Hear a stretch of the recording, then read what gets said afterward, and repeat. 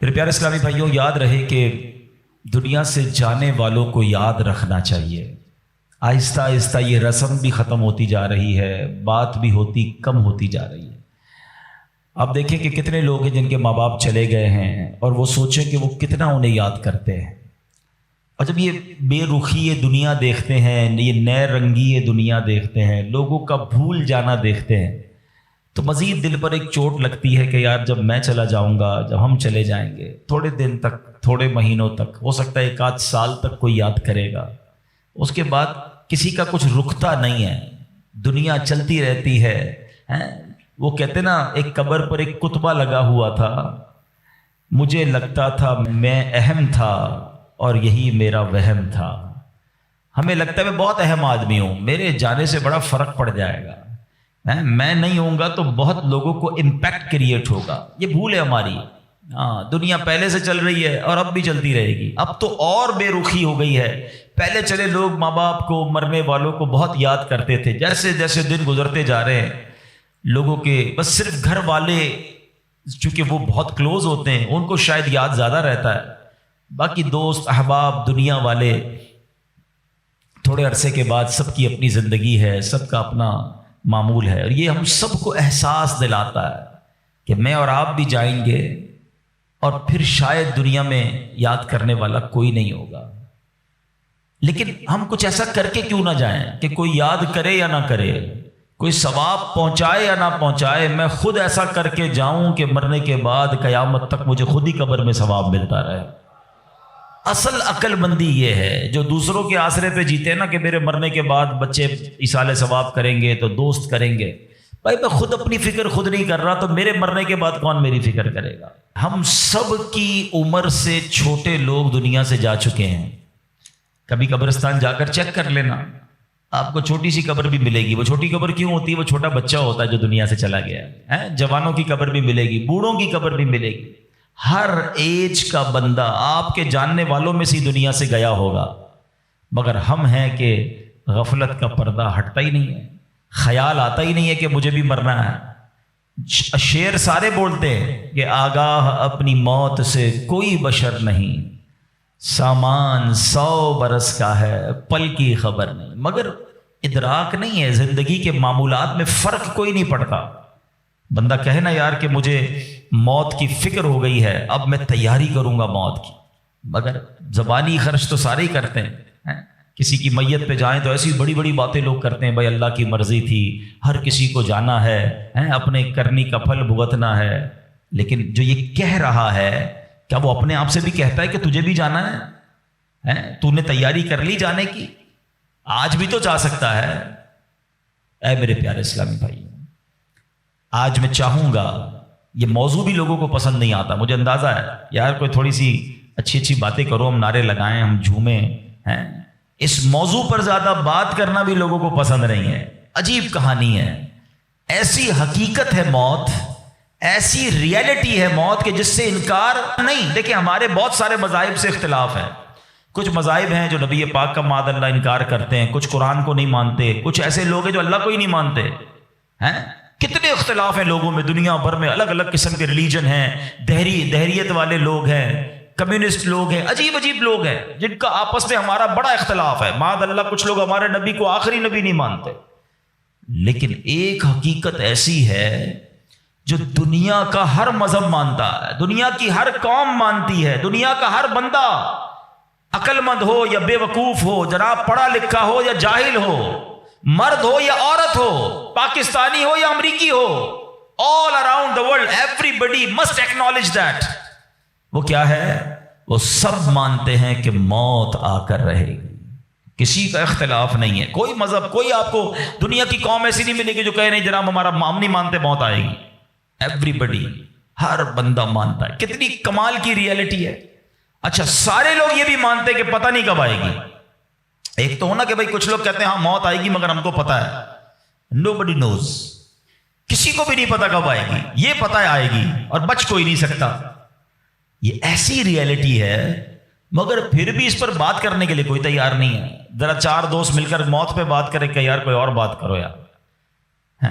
کمال ہے، آپ نے اور میں نے 1 مہینے بعد لاہور جانا ہو، 2 مہینے بعد یورپ جانا ہو، کسی کو بھی جانا ہو، وہ ابھی سے باتیں شروع کر دیتے ہیں، یار کیسے جائیں گے، فلائٹ کیسی ہوگی، ٹرین کا ٹکٹ ملے گا کہ نہیں، وہاں جہاز، وہاں کرنسی کون سی چلے گی۔ اچھا صرف نیت کی ہے اور باتیں شروع، ڈسکشن شروع، مشورے شروع، جب تک جائیں گے نہیں روز باتیں کریں گے۔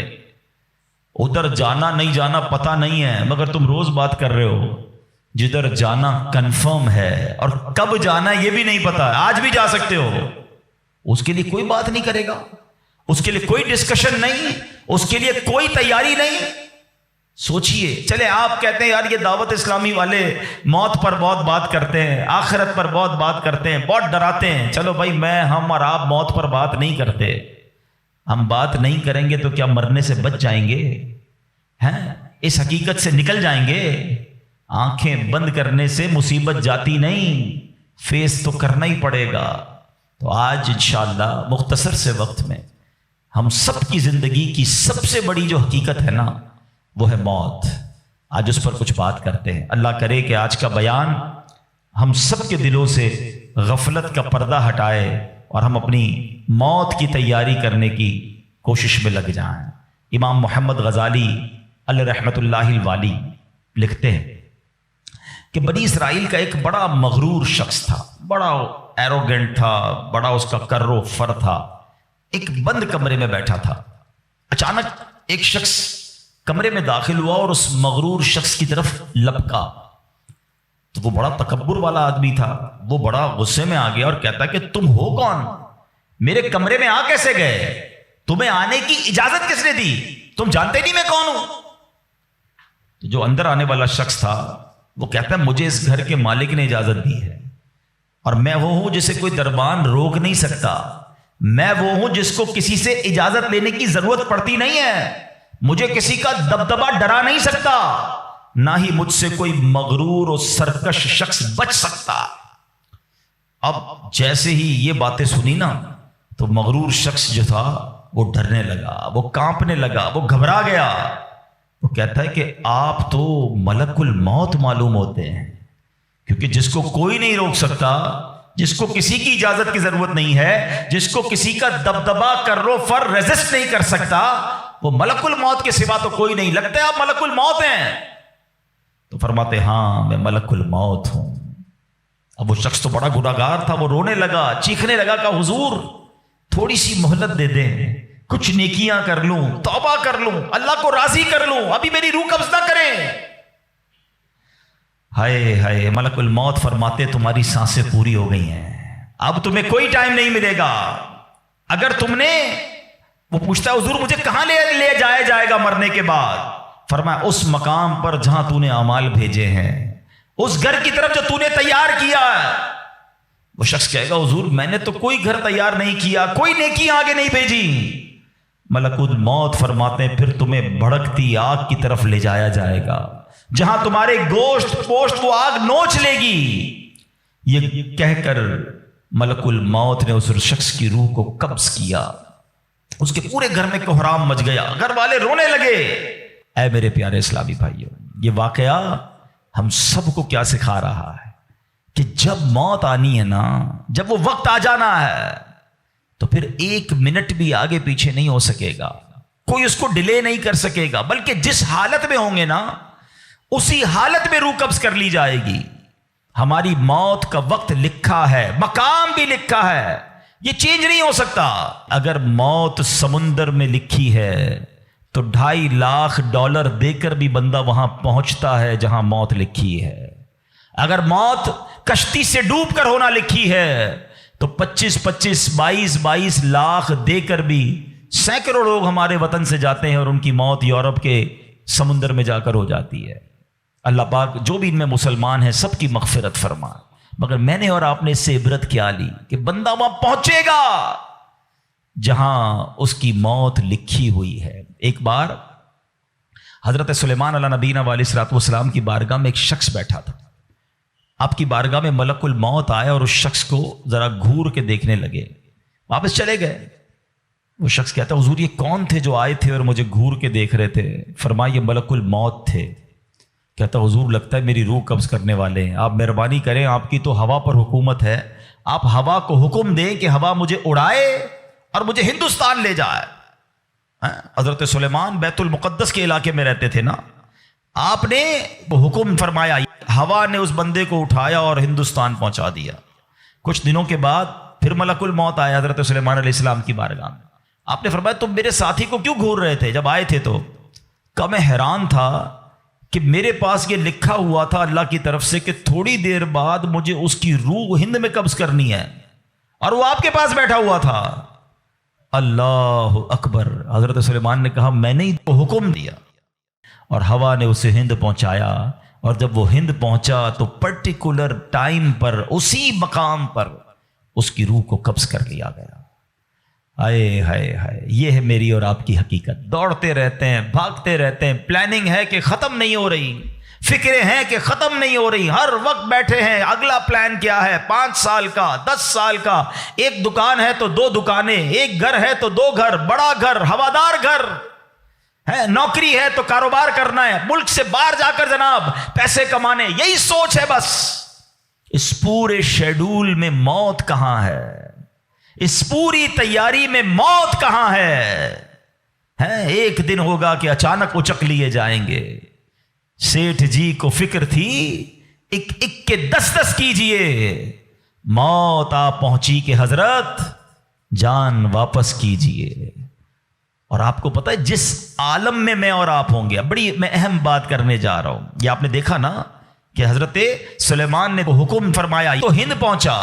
کوئی کشتی میں تھا, اس کی موت وہاں تھی. کوئی سمندر پانی کے اندر ہزاروں فیٹ نیچے جانا تو اس کی موت وہاں لکھی تھی. اس کا مطلب تو یہ ہوا کہ میں کہیں بھی کسی بھی مقام پر مر سکتا ہوں, میری موت پتہ نہیں کہاں لکھی ہے. اب ذرا غور کیجئے, ہم سب پتہ ہے کیا چاہتے ہیں کہ موت کے وقت ہم سجدے میں ہوں. چاہتے ہیں نا, اللہ کرے اللہ کے گھر میں موت آئے, کلمہ پاک پڑھتے ہوئے موت آئے, تلاوت قرآن کرتے ہوئے موت آئے, نبی پاک پر درود پڑھتے ہوئے موت آئے. اللہ ایسا کرم کر دے کہ مدینہ منورہ میں موت آئے, گنبد خضرا کے سامنے موت آئے. یہی تصورات ہے نا, ایک مسلمان چاہتا یہی ہے کہ یار موت آئے تو کسی اچھے عالم میں ہو, کسی بڑی خوبصورت باوضو نیکی کرتے کرتے دنیا سے جاؤں. تمنا تو سب کی یہ ہے. اچھا مجھے ایک بات کا جواب دیں, یہ کیسے ممکن ہے کہ کوئی بندہ صبح سے شام تک نماز نہ پڑھے اور کہے موت سجدے میں آئے, صبح سے شام تک مسجد میں نہ آئے اور تمنا یہ کر رہا ہے کہ مسجد میں موت آئے, باوضو رہتا ہی نہیں ہے تو کیسے امید رکھ رہا ہے کہ باوضو موت آئے, قرآن کھول کر پڑھتا ہی نہیں ہے تو کیسے امید کر رہا ہے کہ تلاوت کرتے کرتے موت آئے. جو صبح و شام گالیاں دیکھتا ہے, کیا اس کو ڈر نہیں لگتا کہ گالی دیتے دیتے موت آ سکتی ہے؟ جو شراب پیتا ہے اس کو ڈر نہیں لگتا کہ شراب کے نشے میں موت آ سکتی ہے؟ جو بدکاری کرتا ہے اس کو ڈر نہیں لگتا کہ بے حیائی اور بدکاری کرتے ہوئے موت آ سکتی ہے؟ جو تاش کھیلتا ہے, جوا کھیلتا ہے, اس کو ڈر نہیں لگتا کہ مرتے اسی وقت میں تاش کھیل رہا ہوں گا اور مجھے موت آ گئی, تو میں نشہ کر رہا ہوں مجھے موت آ گئی, میں بے حیا اور بدکاری کہ بری بری باتیں ٹیلی فون پر ساری رات کر رہا ہوں, اس وقت موت آ گئی. ملک الموت کو منع نہیں کر سکو گے کہ میں غلط کام کر رہا ہوں, ٹائم دے میں توبہ کر لوں. نہیں, جو سجدے میں ہوگا وہ سجدے میں اٹھایا جائے گا, جو درود پڑھتے پڑھتے جائے گا وہ درود پڑھتے پڑھتے اٹھایا جائے گا. سوچے وہ جو شراب میں جائے گا, نشے میں جائے گا, ادھر کیسے اٹھایا جائے گا؟ اب اس کا آسان حل پتہ ہے کیا ہے؟ کہ بندہ زندگی ایسے گزارے کہ جس حال میں مرنا نہیں چاہتا نا وہ کام چھوڑ دے. عقل بندی یہ ہے کہ اپنے دن کا شیڈیول ایسا بنائے کہ میں وہ کام ہی نہ کروں جس میں مرنا نہیں چاہتا, ورنہ میں روک نہیں سکوں گا موت کو. آپ چاہتے ہیں اچھی موت ہو؟ میں بتاتا ہوں کس کی اچھی موت آ سکتی ہے. جو ماشاءاللہ 5 ٹائم پابندی سے نماز پڑھتا ہے, جو روزانہ تلاوت قرآن کرتا ہے, جو بار بار تسبیح نکال کر تسبیح بھی پڑھتا ہے, درود بھی پڑھتا ہے, جو دکان پر بھی جاتا ہے تو نماز کا ٹائم ہو تو نماز کے لیے کھڑا ہو جاتا ہے, جو حلال روزی کماتا ہے, جو گناہوں سے اپنے آپ کو بچاتا ہے. ارے اس کی تو 24 گھنٹے میں کبھی بھی موت آنی ہے. سبحان اللہ, وہ رات کو سوتا ہے تو باوضو سوتا ہے, اس نیت سے سوتا ہے کہ فجر میں اٹھنا ہے. رات کو بھی جائے گا تو انشاءاللہ شہید کا مرتبہ پائے گا. دن میں کسی وقت موت آئے گی تو کوئی اچھا ہی کام کر رہا ہوگا نا. اب آپ سوچ لیں کس عالم میں مرنا ہے. اچھا ایک اور دل پر چوٹ کرنے والا جملہ سن لو. کون کون چاہتا ہے مرتے وقت زبان پر کلمہ طیبہ جاری ہو؟ ہائے ہائے, فضیلت پتہ ہے کیسی ہے؟ حدیث پاک میں آتا ہے جس کی زبان پر, حدیث کا مضمون ہے, آخری کلمہ لا الہ الا اللہ ہوگا, دخل الجنہ, وہ جنت میں داخل ہو جائے گا. ہم ہر مسلمان چاہتا ہے ٹھیک ہے، آپ سب نے ہاتھ اٹھایا کہ آپ سب چاہتے ہیں مرتے وقت کلمہ پاک زبان پر ہو. اب ہاتھ نہیں اٹھانا، آپ سے پوچھ رہا ہوں، اپنے آپ سے ہی پوچھ رہا ہوں، آج پورے دن میں کتنی بار کلمہ پڑھا ہے؟ اس پورے ہفتے میں کتنی بار کلمہ پڑھا ہے؟ عجب کہانی ہے ہماری، یقین کریں عجب کہانی ہے. مرتے وقت سب کو کلمہ چاہیے، زندگی میں کلمہ پڑھنے کا ٹائم نہیں ہے. اللہ اکبر. سکرات کو جانتے ہو کیسا ہوگا؟ زبانیں سخت ہو جائیں گی، بندہ اتنی تکلیف میں ہوگا کہ کوئی لفظ ہی نہیں نکلتا منہ سے. ہمارا تو بخار میں لفظ نہیں نکلتا، سکرات کی کیا بات کروں میں. جس وقت زبانیں بھاری ہوں گی کلمہ کیسے ادا ہوگا جب تم نے زبان کو عادی نہیں بنایا.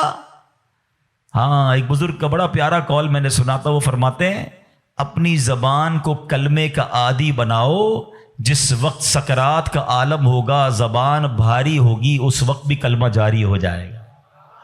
مبارک ہونے جو روز کلمہ پاک کم از کم ایک تسبیح تو پڑھ لیا کرے یار. 100 بار کلمہ پڑھنے میں دیری کتنی لگتی ہے؟ کلمہ پاک اچھا افضل الذکر حدیث پاک میں کہا گیا سب سے بہترین ذکر جو ہے وہ لا الہ الا اللہ ہے. کتنا کرتے ہیں ہم؟ سوچے نا، ہم اب اپنے آپ کو کتنا دور رکھے ہوئے ہیں اپنی موت کی تیاری سے، اپنی آخرت کی تیاری سے، اپنی قبر کو روشن کرنے کی تیاری سے. نہ کریں میرے پیارے اسلامی بھائیوں ایسا. صرف دنیا نہیں ہے، ہم اس دنیا میں آئے ہیں نا. قرآن کہتا ہے، سورہ ملک پڑھتے رہتے ہو نا، قرآن میں رب کیا فرماتا ہے؟ الذی خلق الموت والحیات لیبلوکم ایکم احسن عملا. اللہ اکبر. اس میں کیا فرمایا رب نے؟ جس نے موت اور زندگی پیدا کی کہ تمہاری جانچ ہو کہ تم میں کس کا کام زیادہ اچھا ہے. میں اور آپ جو آئے نا دنیا میں، واٹ از دا ریزن؟ موت اور زندگی کو پیدا کرنے کا مقصد یہ ہے کہ چیک کیا جائے کون اچھے کام کر کے آتا ہے. یعنی آسان لفظوں میں ہم سب کو امتحان کے لیے بھیجا گیا ہے.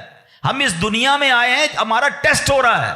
آپ کا یار اتنا بڑا ٹیسٹ؟ ہاں، یہ 50 60 70 سال کا ٹیسٹ ہے. اور اس کے بعد جو اچھے اعمال لے کر جائے گا، 3-4 گھنٹے کے امتحان کے بعد ایک کلاس آگے بڑھتے ہو نا، ایک آپ کا درجہ آگے بڑھتا ہے. تھوڑا ٹیسٹ بڑا ہے مگر انعام ایسا ہے کہ جنت میں داخل ہو گئے تو پھر کبھی نکالے نہیں جائیں گے. ہاں، قرآن کہتا ہے ہم فیہا خالدون، ہمیشہ ہمیشہ جنت میں رہیں گے. اگر جنت میں جانا ہے تو یہ ٹیسٹ پاس کرنا ہے. یاد رکھیے، صحابی رسول حضرت طارق محاربی رضی اللہ تعالیٰ فرماتے ہیں اللہ پاک کے آخری نبی صلی اللہ تعالی علیہ وسلم نے مجھے نصیحت کرتے ہوئے فرمایا، یا طارق استعد للموت قبل الموت. اے طارق، مرنے سے پہلے موت کی تیاری کر لو. ہاں، یہ نبی پاک نے فرمایا. اچھا، میں ایک سوال کرنا چاہتا ہوں. اگر میں آج آپ سے ایک سوال کروں کہ ہم میں سے کسی کو پتہ چل جائے کہ کل کا دن آپ کی زندگی کا آخری دن ہے اور کل رات آپ دنیا سے چلے جائیں گے، ایک دن ہے آپ کے پاس، ایک مسلمان اس ایک دن کو کیسے گزارے گا؟ سچ بتائیے. کیا وہ کل دکان پہ جا کے کاروبار کرے گا؟ کیا وہ کل جا کے پیسے ڈبل کرنے کی کوشش کرے گا؟ کیا وہ کل جا کے فرنیچر مارکیٹ میں فرنیچر بنوائے گا؟ یا کل جا کے معاذ اللہ دوستوں کے ساتھ فلم دیکھنے گیا چاہے گا چلو یار آخری دن ہے ذرا موج مزے کر لوں؟ یہ کیا کرے گا؟ اگر عقل مند مسلمان ہوا تو ایک دن ہے تو مسجد میں گزارے گا، تلاوت میں گزارے گا، توبہ میں گزارے گا، ذکر و اذکار میں گزارے گا، ہیں اللہ پاک سے معافی میں گزارے گا، کیونکہ آخری دن ہے. یہی کرو گے نا اگر پتہ چل جائے. مجھے بتاؤ کیا ہمیں پتا ہے ہمارا آخری دن ہے کہ نہیں ہے؟ ہمیں تو کل کی بات چھوڑے آج رات کا نہیں پتا ہے. تو پھر کیوں تیاری نہیں کر رہے؟ پتا چل جائے تو تیاری کریں گے. میں تو پہلے ہی بتا رہا ہوں آپ کو. آپ میں سے کتنے لوگ بیٹھے جن کو پتا ہے کل صبح تک زندہ رہیں گے؟ مجھے بھی نہیں پتا، آپ کو بھی نہیں پتا. جب پتہ ہی نہیں ہے تو پھر کیوں تیاری نہیں کر رہے؟ پھر کیوں توبہ نہیں کر رہے؟ پھر کیوں حرام کی طرف ہم جاتے ہیں؟ خدا را یاد رکھیے میرے پیارے اسلامی بھائیوں، قبر میں جا کر اتنا پچھتاوا ہوگا گناہگار کو. بلکہ روایتوں میں آتا ہے، پیارے آقا علیہ الصلوۃ والسلام نے فرمایا جس کا مضمون ہے مرنے کے بعد نیک بھی پچھتائے گا، گناہگار بھی پچھتائے گا. عرض کی حضور گناہگار پچھتائے گا یہ تو سمجھ آتا ہے، نیک کیوں پچھتائے گا؟ فرمایا گناہگار تو گناہ کی وجہ سے پچھتائے گا، حدیث کا خلاصہ ہے. فرمایا نیک اس لیے پچھتائے گا جب وہ آخرت میں نیکیوں کا اجر دیکھے گا نا تو وہ کہے گا کاش میں اور نیکیاں کر لیتا. وہ جو فضول ٹائم ضائع کیا تھا اس میں اور اللہ کا ذکر کرتا، اور نوافل پڑھتا، اور عبادت کرتا. تو یقین جانیے میرے پیارے اسلامی بھائیوں، یہ زندگی، یہ جو ہماری سانسیں چل رہی ہیں نا، ابھی چانس ہے ہمارے پاس. جتنی نیکیاں کرنی ہے کر لیں. جس دن سانس بند ہوئی نا اس دن عمل نہیں ہوگا، اس دن جزا ملے گی. آج دار العمل ہے. Today is the time of action and tomorrow is the time of accountability. اس دن صرف جزا ہوگی, یا تو آپ کو اللہ نہ کرے گناہوں کی وجہ سے کسی کو سزا ملے گی یا نیکیوں کا اجر ملے گا. آج وقت ہے نیکیاں کرنے کا. قبر میں اتارے جانے کے بعد کوئی چانس نہیں ہوگا. اچھا آپ کو پتا ہے جب قبر میں بندہ جاتا ہے, کسی کا بھی انتقال ہوتا ہے, تو گھر والے کیا کہتے ہیں, خاندان والے کیا کہتے ہیں, میت نے پیچھے کیا چھوڑا ہے؟ آپ کو پتا ہے فرشتے کیا کہتے ہیں؟ میت نے آگے کیا بھیجا ہے. اصل یہ بات سمجھ لیجئے گا, ہم نے آگے کیا بھیجا ہے. خوش نصیب ہیں وہ لوگ جو آگے بھیج کر تیاری کر رہے ہیں. وہ ایک واقعہ کئی بار بیانات میں آپ نے سنا ہوگا کہ ایک بادشاہ تھا اور اس نے اپنی سلطنت میں ایک بڑا عجیب سا مقابلہ کروایا. بادشاہ آدمی تھا, جو اس کے دماغ میں, اس نے کہا ذرا چیک کرو میری سلطنت میں سب سے بڑا بے وقوف کون ہے. سارے بے وقوفوں کو جمع کیا گیا, بے وقوفوں کا ٹیسٹ لیا گیا. وزیروں نے ایک بندے کو سلیکٹ کیا کہ بادشاہ سلامت یہ بندہ سب سے بڑا بے وقوف, سب سے بڑا بے وقوف کا چیک کر لیا, کا چیک کر لیا. بادشاہ سلامت نے اپنی سونے کی ہیرے کی مالا اتاری اور اس کو پہنائی, کا تمہارا یہ انعام. وہ بے وقوف گھر چلا گیا خوشی خوشی. تھوڑے دنوں بعد اس بے وقوف کو پتا چلا کہ بادشاہ سلامت بہت بیمار ہے.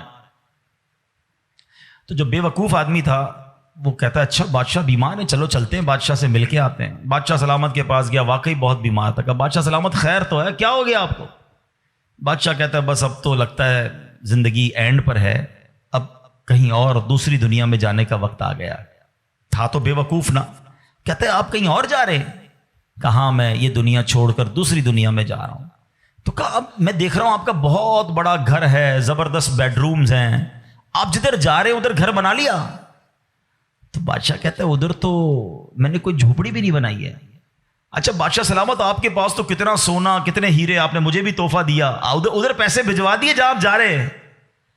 تو کہتا ہے میرے پاس تو وہ پھوٹی کوڑی بھی نہیں ہے. کہ بادشاہ سلامت میں دیکھ رہا ہوں آپ کے خاندان, آپ کے گھر کے باہر خادم, خادمائیں, کنیزیں, غلام, بہت سارا اسٹاف ہے آپ کا, جدھر جا رہے ادھر خادم بھجوایا آپ نے؟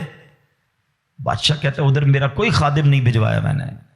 وہ بیوقوف پتہ کیا کرتا ہے, اپنی مالا اتارتا ہے اور بادشاہ کے گلے میں ڈالتا ہے. کہتا ہے بادشاہ سلامت پھر مجھ سے بڑے بے وقوف تو آپ ہوئے نا.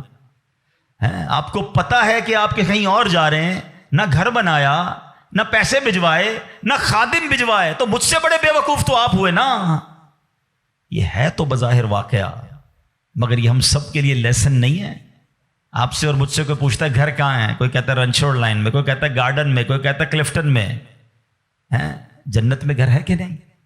ادھر گھر بنایا کہ نہیں بنایا؟ ادھر کدھر رہو گے؟ ادھر نرم بستر کے بغیر جس کو نیند نہیں آتی, رات کو پنکھا نہ چلے تو بے چین ہو جائے, یو پی ایس لگائے, جنریٹر لگائے, تھوڑے پیسے آئے تو اے سی لگایا. قبر میں اگر آگ بھڑک رہی ہے تو پھر کیا کیا ہے ہم نے؟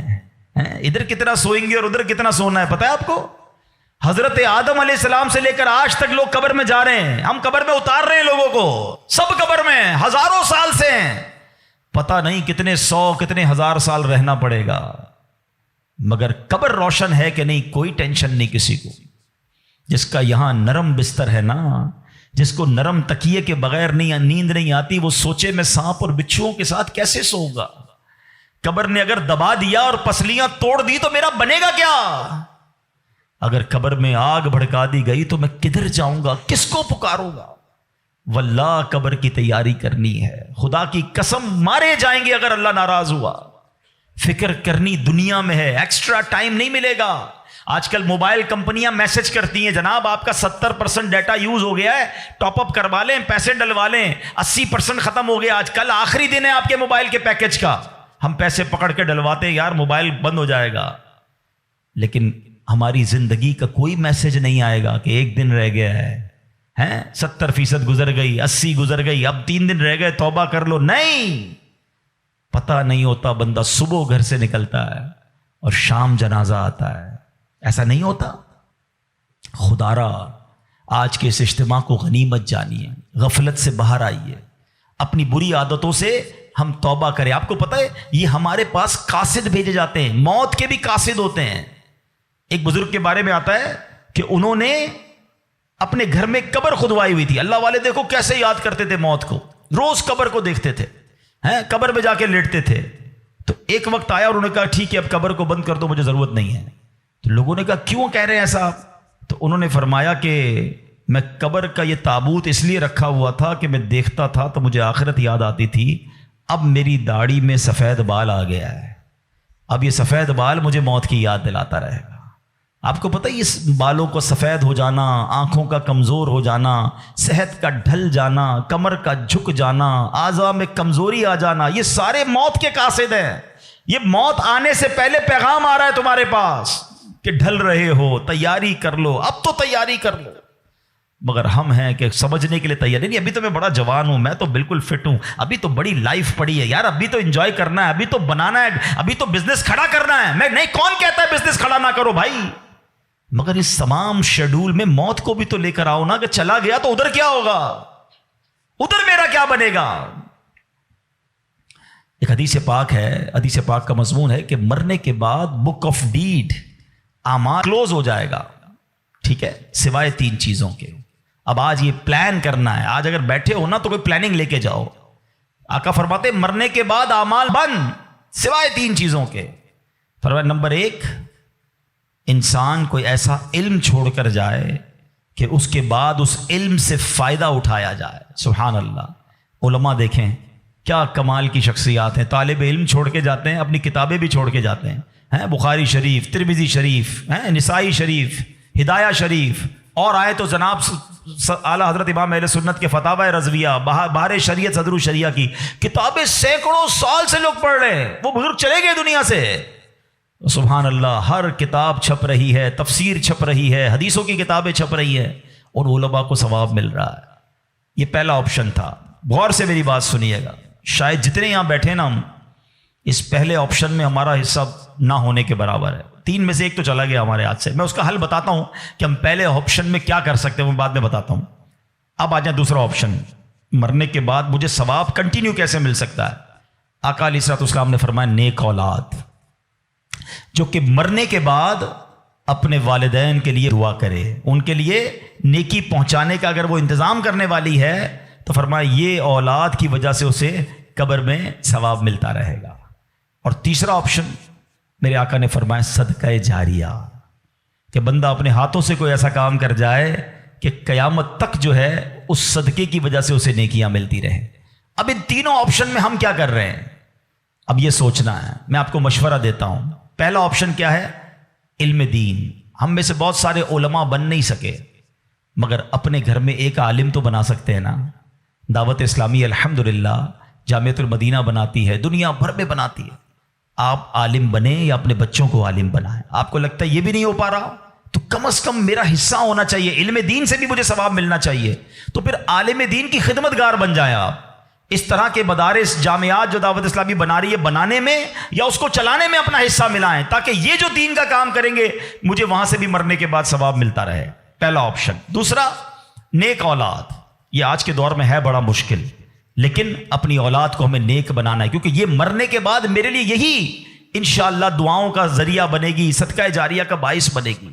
تو دعوت اسلامی کے مدارس المدینہ ہیں، جامعۃ المدینہ ہیں، اس میں اپنے بچوں کو داخل کروائیں کہ بچہ حافظ بن گیا، عالم بن گیا تو انشاءاللہ مرنے کی بچیاں اپنے گھر کی اسلامی بہنوں کو عالمہ بنائیں، تو انشاءاللہ یہ ہمارے لیے صدقہ جاریہ کا باعث بن جائے گا.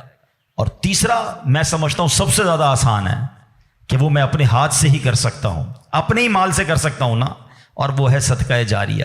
مشورہ دیتا ہوں، اللہ نے نوازا ہے نا تو کم از کم ایک مسجد زندگی میں بنا لیں.